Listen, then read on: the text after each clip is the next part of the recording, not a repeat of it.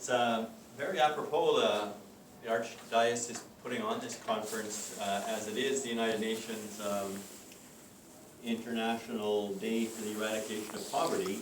The actual day was yesterday, but the whole week has been a lot of activities around social justice and poverty and inequality in the province.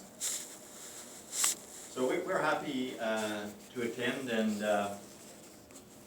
I am going to take a few minutes and just tell you about how our presentation is structured and who's going to do what, and we're going to try to leave 20-25 minutes at least for questions and discussion and so forth.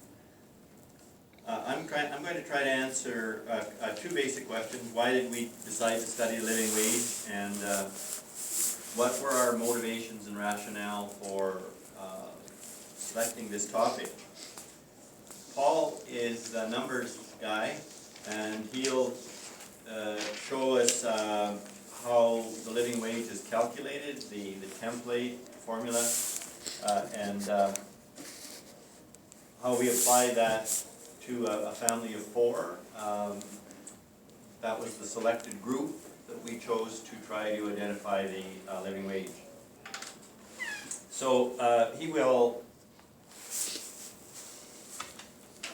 actually demonstrate that and show us what the calculations for the living wage was for Regina, family of four, and he's also done some updated numbers to show the same family of four, that family structure for Moose Jaw, Swift Current. Then we're going to move into the benefits of the living wage and address some of the objections and criticisms of the living wage. And we'll end with the whole discussion around creating a living wage campaign in Saskatchewan. What has been happening in Saskatchewan on that front, and what more needs to be done, and perhaps how social justice committees can get involved with the campaign. So I will take about 10 minutes, and then Paul will take about 15, 18, and then we'll move to discussion. Okay? Sounds like a good way to proceed? Yeah. Okay. So why study the living wage? Well, we were concerned that there appeared to be in our lived experience a gap between the rate of inflation and wage increases over time. You know, if you look back 5, 7, 8, 10 years, we're told always that, well, the inflation was less than 2% or it was 2%, and this is a low rate of inflation, so people should be doing well. Well, it seems that in our own experience that doesn't seem to be quite the case. And now, in the most recent inflation numbers, Saskatchewan was 2.7%, the highest in Canada. And so when we started to look around at the price of goods and services, this 2% just doesn't seem to work, especially in Regina. Since 2009, rental increases for apartments have gone up dramatically. The price of houses, of an average house in Regina now is $300,000.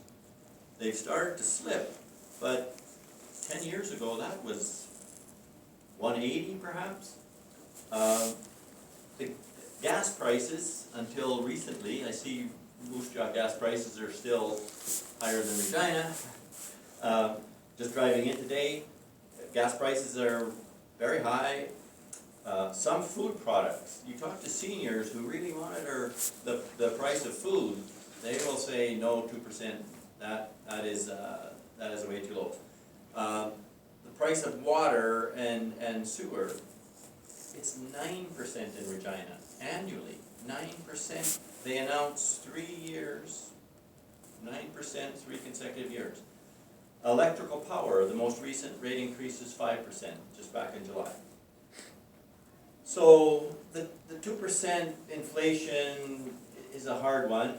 Plus, there's a lot of items in the basket of goods, inflationary basket of goods, that are not even counted. Fee increases of all sorts, they're not in the inflation rate at all, not counted. So then we look at wage rates. Well, you'd have to do much better than 2% to keep up to the inflation rate, it would appear to me. Many groups of employees have had wage rates of less than 2%, particularly as an example would be the 11,000 or 12,000 provincial government employees who've been under 2% for a number of years. So we started to think, what is going on here? Are we becoming a low-wage economy? Particularly some of the things in this economy where new jobs seem to be created in the service sector, retail service, hotel accommodation, food, always seem to be low wage. The other trend is more and more part-time work. So even if people's wages are in and around the living wage, often they struggle to get 37 or 38 hours a week to bring in enough income to maintain themselves at that. So we have some concerns then about the gap between the bottom 3 quintiles, particularly like the bottom 30% of earners in the province, and the top quintiles. So what is not only happening is that we're having difficulty moving people out of poverty, but we are seeing that the distribution of income and then the distribution of wealth is going more and more to the top 2 quintiles, the top 20%, but in the US, for example, the top 1% takes a large amount of the new wealth created. So we're concerned then about this income gap and a wealth gap, because this has led to more and more inequality, and inequality, although our living wage presentation is not about inequality, I think inequality is sometimes we don't look at the harmful effects of inequality over time enough. So I wanted to just give you a little short quote about inequality and the effects of inequality from Gordon Thurborn, who's done quite a study here of the different effects of inequality. And he says in his introduction, inequality is a violation of human dignity. It takes many forms, and it has many effects: premature death, ill health, humiliation, subjection, discrimination, exclusion from knowledge or from mainstream social life, poverty, powerlessness, stress, insecurity, anxiety, lack of self-confidence, and of pride in oneself, and exclusion from opportunities and life chances.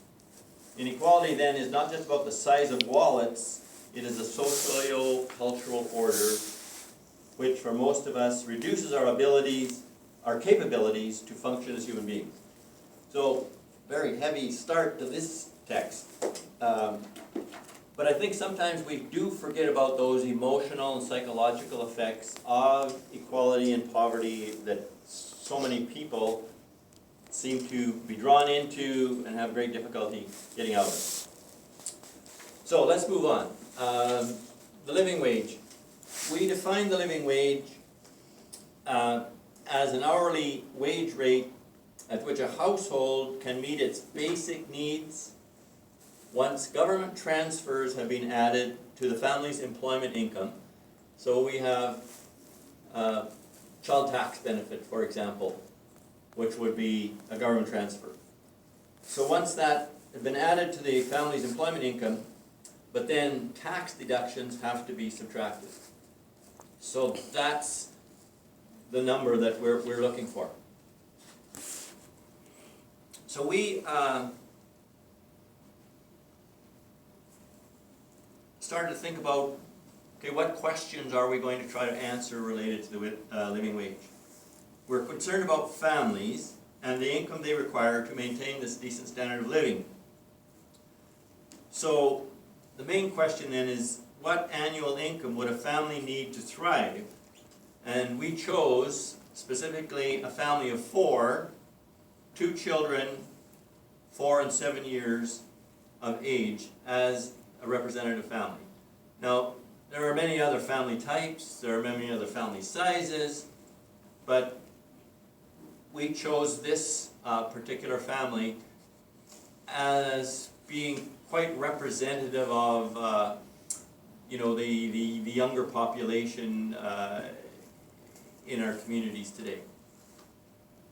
The second question we asked was, how many Regina families live on less than the living wage? So once we calculated, and then we look at the family distribution of family income, how many families live below that? In carrying this out, like, we didn't invent this wheel. Canadian Centre for Policy Alternatives did a living wage calculation for Vancouver. Mm-hmm. For Vancouver, I guess a couple of years ago. And the economists for CCPA then created the template, and then we adapted some of that template to Saskatchewan. We also saw that this growing gap inequality was causing political tensions in a number of communities, and there's the beginnings of political backlash in many American cities. Social service workers have, retail food workers and so on, started conducting some protests in the United States.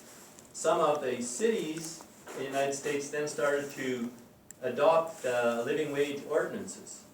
And so we looked at that, and we saw that they could have a positive effect by creating a floor price for labor. And there was many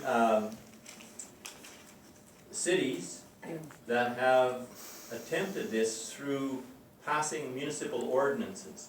So we saw that was a helpful trend that was going on, and wondered then if similar ordinances could not be passed in Saskatchewan. Also, in some jurisdictions, some businesses adopted the idea of living wage because they felt it was a beneficial practice to their own companies, that it made them more successful by paying a living wage. So we also saw that as an excellent trend. So that was our motivations and our rationale for doing the study. So now let's tell you how we did the study and how we came up with the numbers, and we'll let Paul do that. Just going to sleep, eh? Yeah. Your computer went to sleep.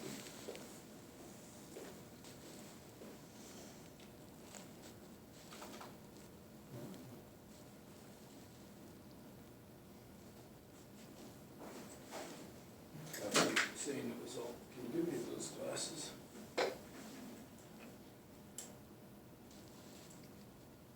Well, he's doing You have that. to do a control, delete, and log in again. Control Alt Delete. There you go. Justice for all, because it's the same as the other guys. I can come in here one day and Oh, use I the know. computer. There you go. There you go, sorry about that. Okay, this is a study, it was done by the Canadian Centre for Policy Alternatives and the Saskatchewan branch, which is centered in Regina. We have a little office there. And there are 2 publications over there if you're interested. We got a few copies of Living Wage and also the what's called the CCPA Monitor. It's the publication from the organization. So if you're interested, pick one of those up. I think Brian's more or less covered this. The idea of the living wage is we're not looking for a minimum wage. We're looking for a wage that would be a reasonable level of living, not a lavish one though. Meet necessary expenditures enough to make sure that the family is not in poverty and enough that they can sort of participate in community activities. So we don't want people sort of excluded because of their low income. So what would that wage have to be? But it's not lavish. It doesn't have built-in savings for retirement, for down payment on a house and paying off big debts and so on. And I'll show you the budget in a minute or two. One thing, I got a bit sidetracked when I was doing this because I found some interesting material in the Catholic tradition, and I thought since we were here today I'd mention these. If you go way back, I guess, you know, when we think of wages, we usually think of economics and it's whatever supply and demand employers and employees work out. But there's a long tradition, especially in the Catholic Church, of the notion of the just price, and it goes way back to the 13th century, St. Thomas Aquinas, and then later on that became sort of a notion of a just wage, that there should be some wage that is sort of enough so that people can live reasonably. And this is the one I found most interesting. Father John Ryan from Minnesota in 1906 did a whole book on the living wage. And his idea was that wages should be sufficiently high to enable the laborer to live in a manner consistent with the dignity of a human being, so that it wouldn't just be whatever happened to be the wage at the time, but there should be some attempt to do this. And Father Ryan was actually instrumental in working out minimum wage laws in the state of Minnesota, and then I think also at the national level in some other states. And so I was looking for something more recent.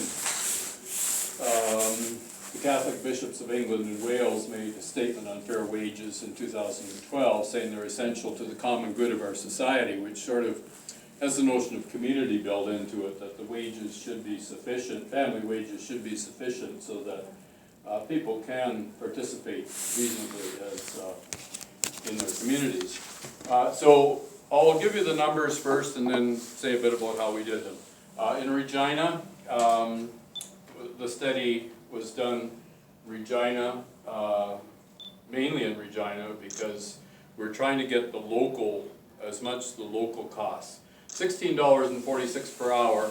This really this is 2014, so this is built probably mostly on data from 2012. So we'd probably want to up that a bit by now, but as of for the year 2012, it would be $16.46 per hour. For Moose Jaw, it's a little bit lower, $14.61 when I calculate it. The main reasons, 2 reasons. One is lower rents in Moose Jaw and somewhat lower daycare costs, child care costs.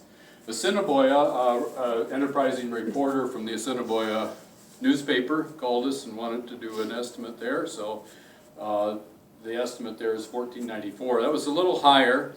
Not quite sure it's quite right, but the reason it's higher is because food costs are fairly high in Assiniboia, and that led to a somewhat higher rate there. And you can see, of course, the bigger cities can be quite a bit higher. Vancouver, the living wage is probably over $20 an hour now. Calgary, 17 or 18. Brandon, smaller city, would be somewhat lower. So how did we do it? The first thing we did is figured out what it would cost the family what they'd have to pay to live at a reasonable level. I'm not quite sure why this keeps jumping. And then we'd figure out the hourly wage so that the income produced by the wages are exactly equal to the expenses. So we first figured out the expenses and then how much income would you have to meet that. And then that's the living wage. It's the employment income, of course, would be the hourly wage by the number of hours per year. And as Brian mentioned, we added in government transfers and taxes, took off taxes.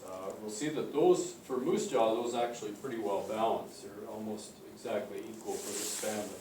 This is our model family, as Brian mentioned. It's 2 parents, sort of a young, not real young family, but fairly young. And the model is that each family, each parent would be employed full-time. So we took that as 35 hours per week. With 2 children, a 3-bedroom apartment.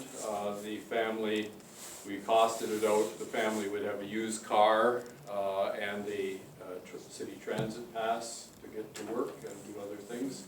And we costed out what the would cost to have the children in licensed childcare, preschool for the 4-year-old, the school age for the 7-year-old.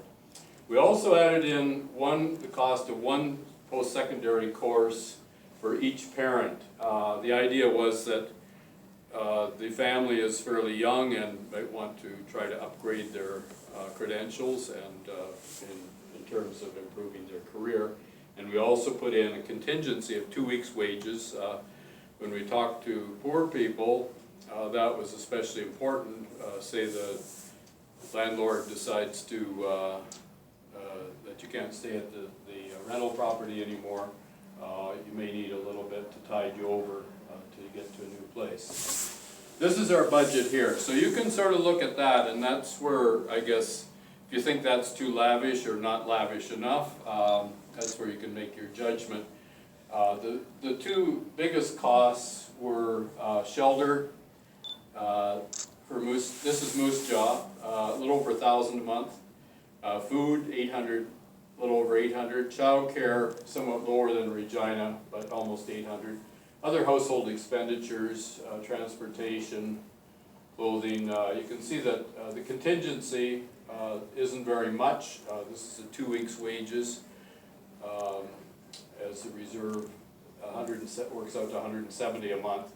So there's a bit of a cushion there, I suppose, but it's not much. And health care, we did include the cost of a, extended health care, because with the children it would be fairly important. And we worked out about $100 a month for the parents' education. So that works out to a living wage of $14.61 an hour. That produces a monthly employment income of $44.56, and the sum of all these is $44.68. So you can see that the taxes and benefits, there's not much difference between those 2. Basically, we're talking about what this family needing about $4,500 a month, and the wage necessary for that is $14.61. Now, we're going back to Regina, because I didn't have these data for Moose Jaw, just to show you what that income, monthly income of about $4,500, just keeps jumping. I don't quite understand why it does that, because, Sitting on slide. but it doesn't do it after I put it back, so, yeah, I don't know. Anyway, to me, there's sort of the poverty level. When you think of families, you can think of people being at the poverty or the very low income level. You can think of the average family. For us, what my way of thinking is the living wage is sort of halfway between a poverty and an average family. So we're talking about a sort of a lower middle income. We're not talking about a lavish income. The average for Regina, 2011, the median and the average were $90,000 to $100,000 for a family of 4. But at the other end of the spectrum, the poverty level income is a little under $34,000 a year. That's for the same family. If both those parents had worked just at the minimum wage, that's basically the poverty level income. So the minimum wage doesn't get you out of poverty. If you're unfortunate and have to be on such social assistance, that pays even less. The SAP benefits, from what I could see, were about $16,000 a year, and these are the federal top up with the Canada Child Tax Benefit and so on, $25,000. But that's still, the social assistance level is well below the poverty level. So our aim in working out the living wage was to work out sort of an idea of somewhere between, you know, for that lower middle income family, halfway between the minimum and the average. In terms of how many there would be, these are the families. In Regina, there were 3% of the families with incomes under $30,000. We're talking about an income of about $58,000. So if we take around, say 60,000 is just the way the data was set up. We're talking about maybe about 23%, these 20 and these 3, that are under the living wage. So we're talking about 1 in 5 or maybe 1 in 4 families in Regina that are under the living wage. So that gives you an idea of about how many there would be. Here's another estimate of how many there would be. We take look at, say, about $15 or less. Moose Jaw was $14.61, Regina was 16 more. So let's take $15 or less as an average across the province. That's about 118,000 employees out of about the employees for whom we have wages, 439,000 in the province. That's about what is it? About 25 to 30% of employees are paid less than the minimum wage. So we're talking about a fair chunk there. And in terms of who they are, you might think, well, they're all teenagers. They're not all teenagers. They're only 22% are teenagers. 61% are actually aged 25 or more. And I was surprised by this. This is for Moose Jaw, Swift Current area. Over a third of them are aged 45 or more. So there's a lot of older, well, not older, middle to, I'm older, but middle to older employees who are paid less than the living wage. And this number here is a bit surprising too. 32% male, 68% are female. So for this, that was higher, more predominantly female for this Moose Jaw area than for Regina. So that doesn't. Interesting to do occupational breakdown, eh? Yeah, it'd be interesting. Okay, so those are the numbers. Just in terms of the advantages, you know, you can think of the higher a living wage if it was paid to everyone, every employee. It's obviously advantageous for the lower income people. It would raise their income, so it's better for them. Some people, Brian mentioned improved health, or the poor health associated with poverty.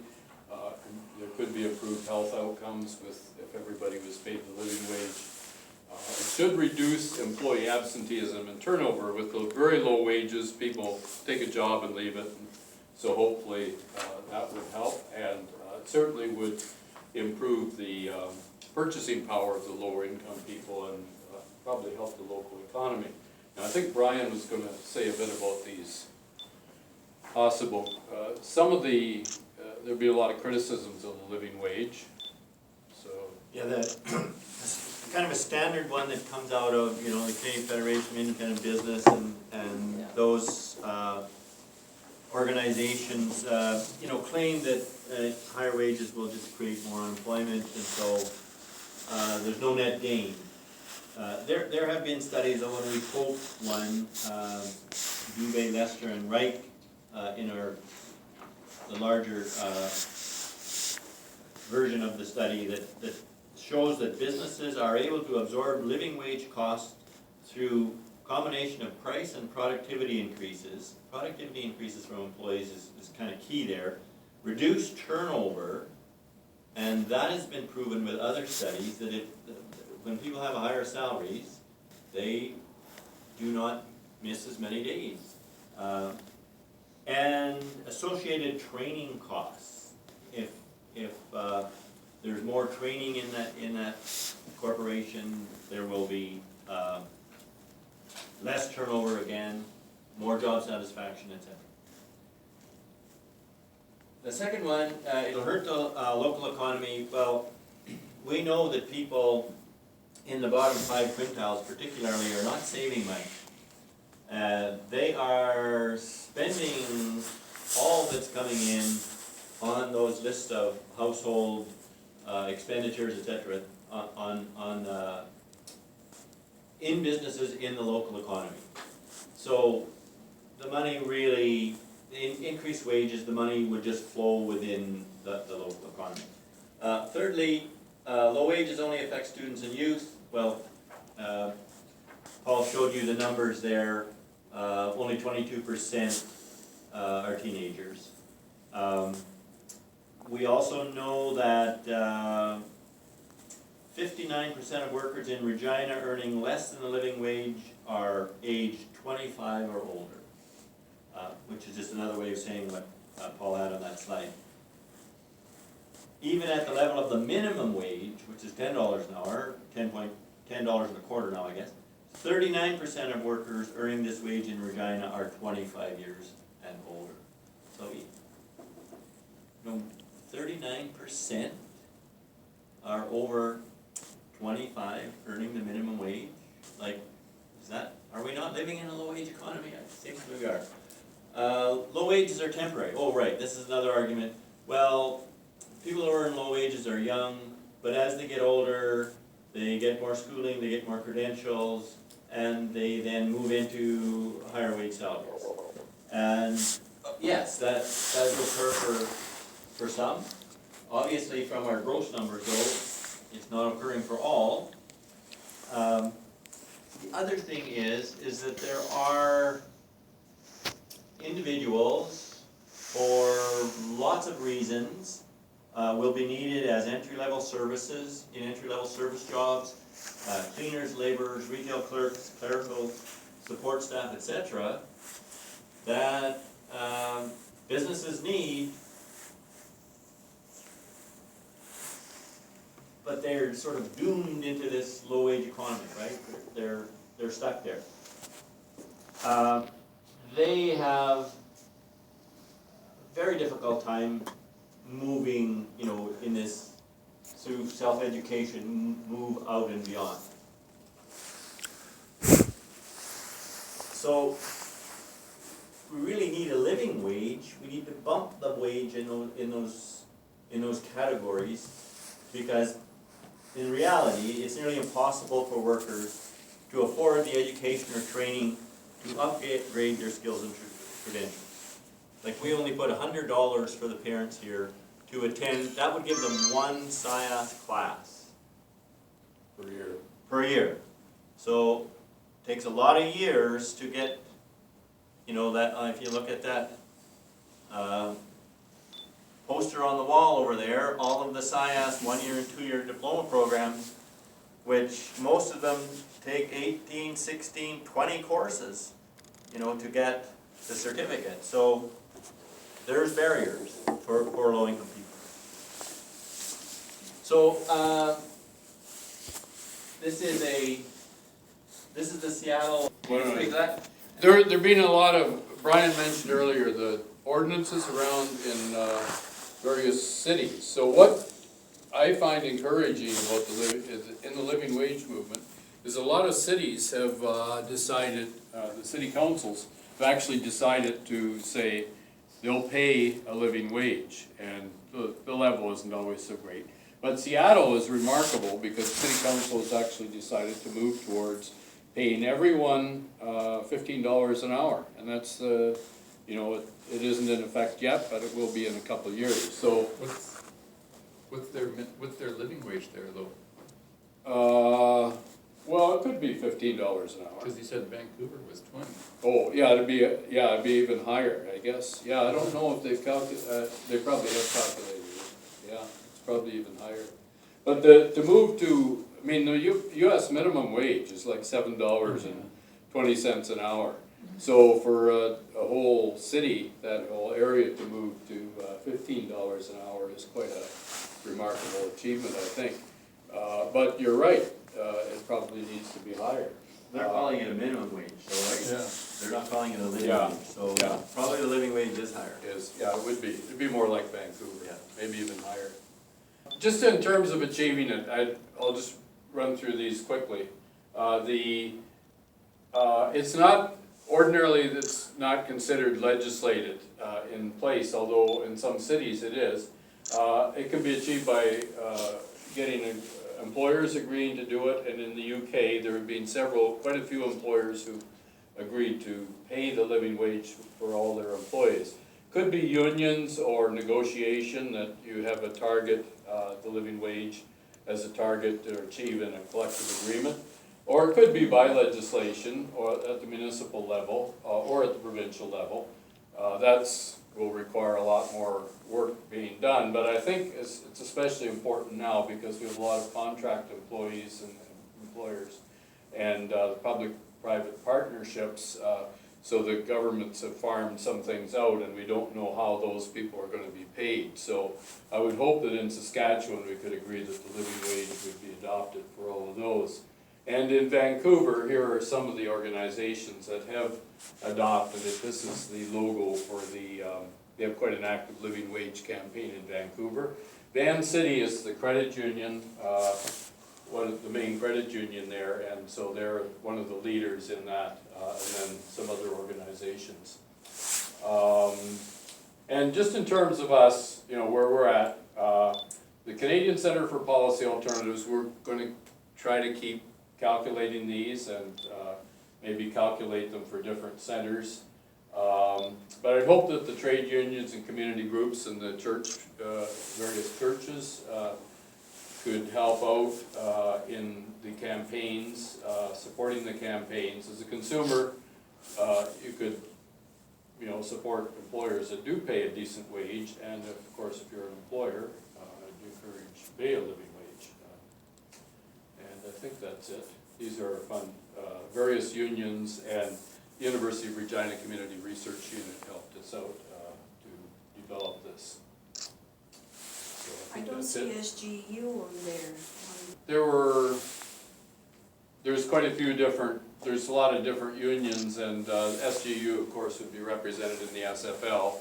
The SFL gave some support. I don't know if SGU, does it support the CCPA directly? I don't know. There's like SGU is broken up into a number of locals, right?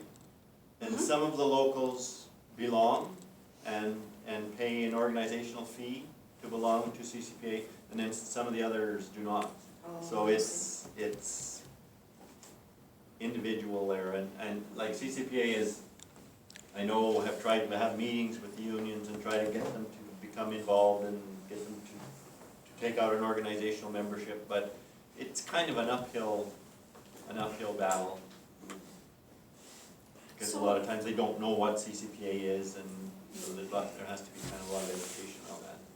So has this, like this living wage, has this been brought up to the provincial government? I don't think it has been brought to the provincial government yet.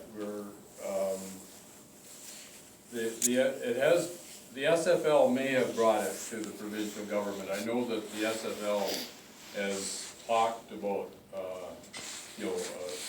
one of their priorities is a living wage, and I don't know if any of their briefs to the government have done that. But CCPA as an organization, it's a little difficult for us to, we only have there's only one employee and then a bunch of volunteers, so we've done the research. I think we're sort of hoping that there will be some of the unions and the community groups will pick this up, and there will be a coalition more like in Vancouver or BC that can begin to push. So I think we're sort of just at the formative stages. We just did the statistical work, and the next stage would be to try to get I would something. be curious to see what the response would be. And also you know, I'd encourage, you know, it seems to me the city councils would be a good place to go too, because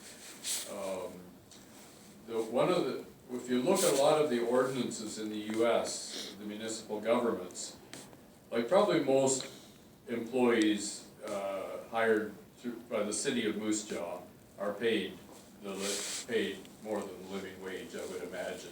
Yeah. But then there are those people who are sort of the contractors to the city. Probably a lot of them aren't paid. Some of them would be, but some of them might not be paid the living wage. So those US municipalities, one of the things they've written right into their regulations is that any contract that is where the city money involved in hiring or in contracting with an employer, that employer is required to pay all their workers the living wage. So I think that there's at the municipal level, there's been a fair take-up of this in the US, and that's encouraging. I know, and Obama has talked about it at the federal level, but there seems to be a gap there between places like Seattle and other municipalities, and they've done a fairly good job, but then at the national level, it's not so much. And in Canada, it's only a few centers, I think, just a few employers in BC. I think the New Westminster City Council actually passed a resolution too, saying that any contractors with the city of New Westminster must pay they have to agree to pay their employees a living wage. So there are some, there's a little hope, but it's still a long ways to go. Has there been any pushback from taxpayers within those places? Because they're basically asking their municipality to pay more for the same service. Sure, I'm sure there has been, although in some of, like in some of the centers, the people in the city are also, they're voters, and the low-income people are also voters in the city. So I think some of those cities in the U.S. where they passed those ordinances, there was fairly widespread support because wages were so low for many of the people. But yeah, I'm sure it would be, and from some businesses there would be objections to, and from the taxpayers. Well, I'm a business person. I have quite a large complex, and I have about 60 employees. And well, I'm finding that we had 3 minimum wage increases last year at 25 cents each time. And then this year, just this 2nd of October, we had another at 20 cents a raise. And we try to put that right across the board. When you start putting that across 60 employees, you find your wage is just, because even as it is now, our wages are 50% of our expense, and that's high. It should be about 40% or 35%. Going 3, the wage, the food and the other expenses. And the other problem we have as employers is that in the summer, we try to give students a chance to work. Well, we can't really start them at a wage that's that high. It'd be nice if something could be worked out that students could somehow get a government subsidy or that they're willing to work for their now it's $10.20 an hour, but not $14 an hour, because sometimes they're just bus boys or they're just whatever. They're doing, raking up leaves or washing windows or just doing things that you couldn't get them to do. But they're not skilled in any way, and they're only going to be there for about 6 weeks. And so that's a bit of a problem for employers to say that you'd have to pay young, inexperienced young people that kind of money in the summer, and yet they need that money when they're going to university or going on, and even in high school. A lot of them are grade 12 students. Well, I think in terms of the city, if you look at the ordinances, there are certain kinds of work that are usually included in. From what I can see, not every employee in the whole city was usually included. So there were exemption, you know, I think it's probably, yes. from the other comment, it's a practical issue as to what, you know, what a city Yes, and there could are other afford and what. circumstances too, when you have waitresses, for example, who get the minimum wage, but then they also get $70 or $80 a day of tips.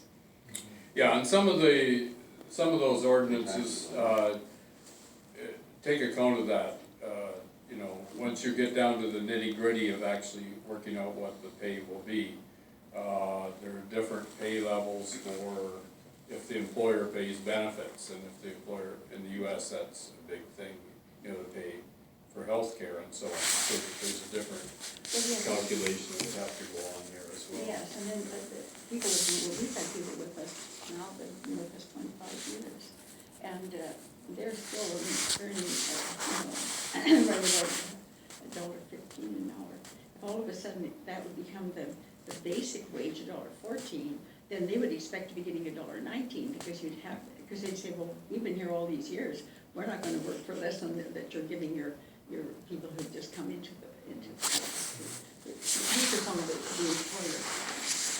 You're paying them $1.14, is that what you said?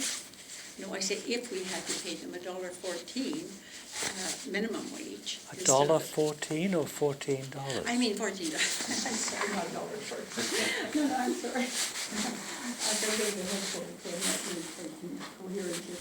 But I'm just saying that they would expect them, that they should work the tape up the ladder. And that's sometimes a little difficult.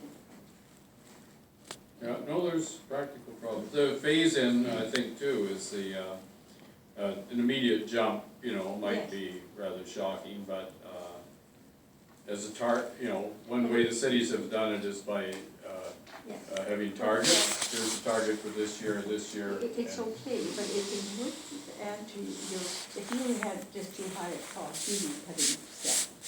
You know, where instead of having 4 waitresses on the floor, you put down 3, or you might have one less at the grill, or one less at kitchen, or whatever, or doing rooms, or, you know, whatever the employment is, you'd be cutting back because you couldn't afford it. I mean, just as it is, small business today, mom and pop stores don't make a heck of a lot of money by the time they pay for all kinds of things like infrastructure in their business and all the other things that come up. The mom and pop stores are such a small part of the economy now. That's Like, right. It's in the US where the backlash has been against the McDonald's, Oh, I know, yes, the big, you know, global Yes. chains who think that they can pay $5 an hour and have And- people work yes. 20 hours a week. and they have That mansions and is, yards. that is the issue, right? It's that The sector Walmarts of of the the world, I and the realize Walmart. this, yeah. But yet, on the other hand, though, there are the Costco's of the world.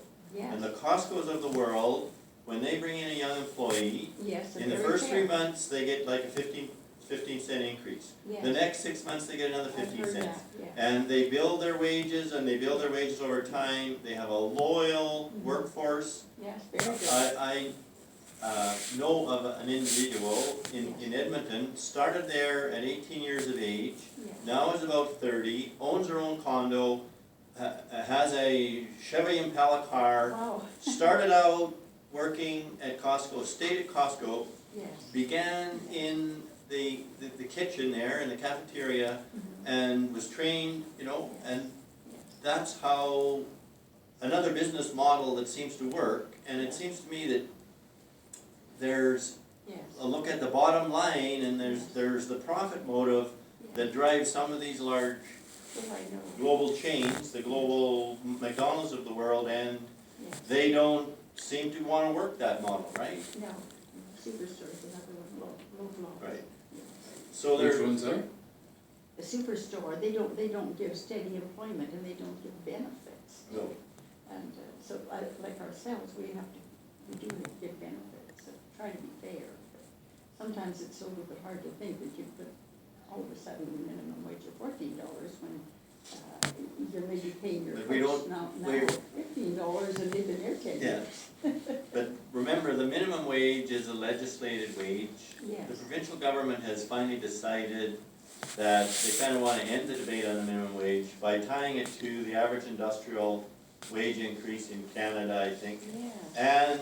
and the rate of inflation. So we know the rate of inflation is 2%. Now, so they've kind of ended the debate. This is what we're going to do. The only thing they haven't told us is how often are they going to do this? Are they going to do it every 6 months, 25 cents at a time, or are they going to wait 3 years and then recalculate it, whatever, right? So it's still a little bit unknown. There's still that political challenge that goes on where certain people lobby for the higher wages and certain small businesses who are in a particular niche say, no, we can't afford it, right? And so that debate always ties it up, and we've had a minimum wage board who's supposed to sort that out, right? That's historically how that's been done. Yes. But now they've brought in a formula, so that lessens the argument, I think. And, you know, our labor force has grown from 520,000 to 570,000 in just a few years, so there is growth. Yes. There is growth going on. Businesses must be in a fairly good situation where there are 50,000 more employees out there earning wages and buying. So, you know, something has to go back Yes. to the employees. Oh, for sure, I agree with that, yes.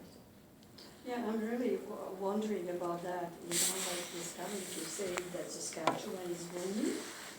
I like to know who's booming, because ordinary Canadian, a Saskatchewan person is not booming. I don't see anybody around in booming, Do you not see all of including the new myself. construction in the city? My employer wants to take my benefits away that we had for close to 40 years. So who is booming? Those people that are building north of Thatcher, those people that are building west of the West Bridge or West Iron Estates, those people that are building on South Hill. There's lots of people that are coming into the city and building, like somebody's gotta be doing it. houses out there Huh? that people are buying, I mean, obviously. Yeah. But that's that, It's coming from somewhere. that upscale, downscale, right? I mean, not at the average person, is it? Right. Yeah. It's the, You can't. It's the top 20%. In the other study we did, it is the top 20%, that have done quite well in Saskatchewan in the last 20 years. The, bottom half has, gained gained a little bit, but probably just kept pace with inflation, maybe a bit more, but, and then the big middle is sort of maybe gained a little bit, but not much. So, you know, that study that we did on inequality a couple of years ago showed that almost all the gains had gone to the top 10%, even more than just the top 20%. But it's gotta be more than 10%, because you look at like Regina's Harbor Landing, like 6 years ago, there wasn't nothing out there. And that was supposed to take 15-20 years to fill in, and it's filled in 6. But it's peaked now, and Yeah. many of the housing- condos that, you know, were for sale are now for rent Yeah. in Harbor Landing. So and prices have dropped. Yeah, the pendulum has certainly swung Yeah, a little bit in the other farther. direction. Yeah, but I can, it's. One of the consequences of a boom, though, I don't like to call it a boom either, because it's, Well, the government calls it a boom. I know keeps they do, saying but- all the time Saskatchewan is booming, so.